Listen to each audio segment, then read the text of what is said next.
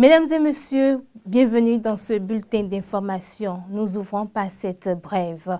Les deux anciens présidents de la République, Nicéphore Soglo et Boni Yayi, se rendront une fois encore à Niamey pour une rencontre avec les autorités nigériennes. L'annonce a été faite ce lundi 10 mars 2025 par l'ancien président de la République Nicéphore Soglo sur les antennes de la RFI. Cette seconde visite aux autorités du Niger s'inscrit dans le cadre des démarches visant à apaiser la crise entre les deux pays, notamment en vue de la réouverture des frontières.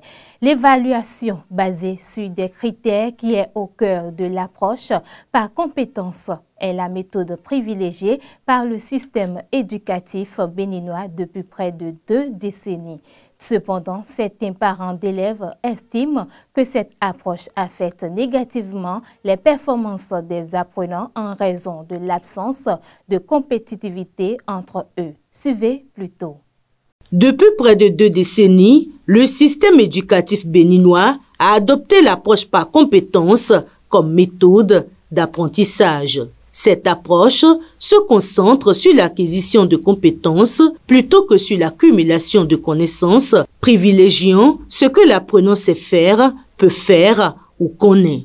Ainsi, les classements qui autrefois motivaient les apprenants à améliorer leur rendement ont été abandonnés. Nous avons souvent fait ce constat quand on nous envoie les bulletins des enfants. Quand on donne les rangs, ça motive parce qu'il y a tableau d'honneur, il y a félicitations, il y a tout ça là qu'on n'encourage plus les enfants à donner. Toutefois, cet avis n'est pas partagé par l'enseignant-chercheur en psychopédagogie, le professeur Jean-Claude Roumenou. Selon lui, cette méthode présente des limites, notamment en ce qui concerne le suivi de l'évolution des élèves par leurs parents avec le système de notation actuellement en vigueur.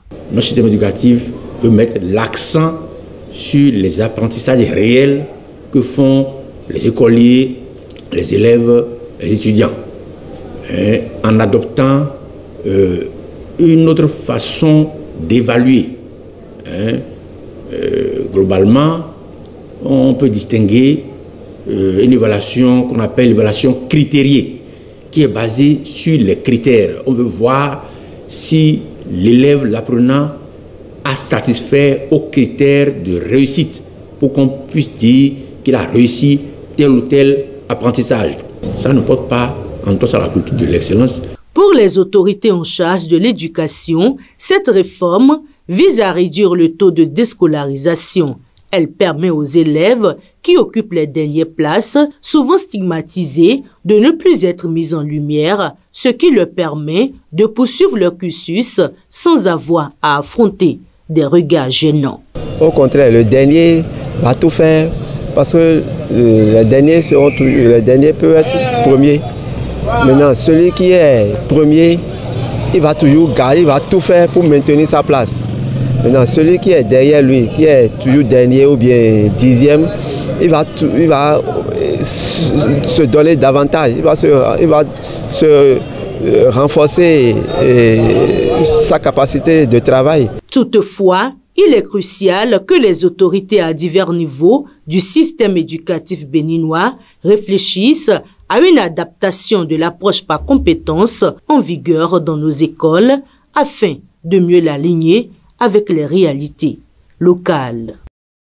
Autre information, en bref, mesdames et messieurs, une vaste opération de lutte contre la fraude a conduit à l'interpellation de plusieurs agents des douanes et de la police républicaine en poste à Kassouala, un point stratégique situé à la frontière entre le Bénin et le Nigeria dans la commune de Tchao.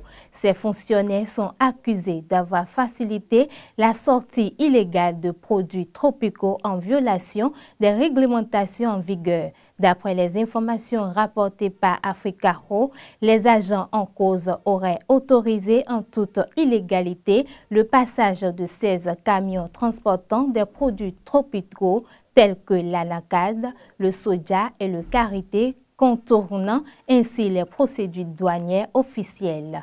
La drépanocytose, souvent appelée anémie falciforme, se caractérise par la présence de globules rouges anormaux qui perturbent la circulation sanguine et provoquant de graves complications. Dans cet élément, le docteur Herbert Dosuyovo nous éclaire sur l'importance de la prévention et du dépistage précoce. Docteur Dosuyovo Herbert, que je vous invite à suivre. La drépanocytose est une maladie héréditaire due à la présence d'une hémoglobine anormale S dans le sang. Pour prévenir cette maladie, il y a plusieurs choses à faire. La plus simple à faire, c'est de boire beaucoup d'eau. Je dis de boire beaucoup d'eau parce que le sang devient visqueux. Et le sang qui devient visqueux ne circule plus correctement. Et donc l'hématie anormale il y aura une falciformation de l'hématie, c'est-à-dire il y aura une déformation des hématies qui vont s'accoler aux parois des vaisseaux et créer un bouchon, ce qui va entraîner la douleur que ressentent les drépanocytaires durant ces périodes de fraîcheur. Beaucoup boire, ça permet de fluidifier le sang, de rendre le sang beaucoup plus fluide et cela limitera la falciformation, c'est-à-dire la déformation de ces globules rouges. Et donc, si les globules rouges ne se déforment pas, il y aura moins de globules rouges qui vont s'accoler aux parois pour faire des obstacles à la circulation normale du sang. Ensuite, si on a la fièvre, il faut rapidement prendre des médicaments pour traiter la fièvre. Et si on prend des médicaments de la fièvre, le premier jour, le deuxième jour, que ça ne passe pas, il faut rapidement courir à l'hôpital pour voir le médecin, parce que ça peut ne plus être seulement la fièvre, mais il y a peut-être une infection urinaire ou une infection pulmonaire ou un paludisme qui est en dessous et qui entraîne cette perturbation que nous allons ressentir par les crises vaso-occlusives qui s'opèrent chez ces drépanocytaires. Actuellement, la drépanocytaire peut vivre aussi longtemps qu'une personne qui n'est pas drépanocytaire. Tout dépend de comment la prise en charge se fait au niveau de ces drépanocytaires. Tout dépend de la fréquence ou des infections, des affections qui peuvent entraîner ce malade, qui peut amener ce malade à venir à l'hôpital. Donc, moins le malade fait des crises, plus sa durée de vie est prolongée. Pour éviter cette maladie, il n'y a pas plusieurs choses à faire. C'est de ne pas se mettre en couple avec quelqu'un qui est porteur du trait de drépanocytose. C'est-à-dire, avant de se mettre en couple, il faut faire son électrophorèse de l'hémoglobine. Et si vous êtes AS ou SS, il ne faut pas se mettre avec quelqu'un qui a un S dans son organisme aussi. Il faut privilégier quelqu'un qui est homozygote AA, c'est-à-dire celui qui n'a pas du tout de trait de la maladie dans son organisme. Mais si vous êtes AS et que vous vous mettez avec quelqu'un qui est aussi AS, vous avez 25% de chance de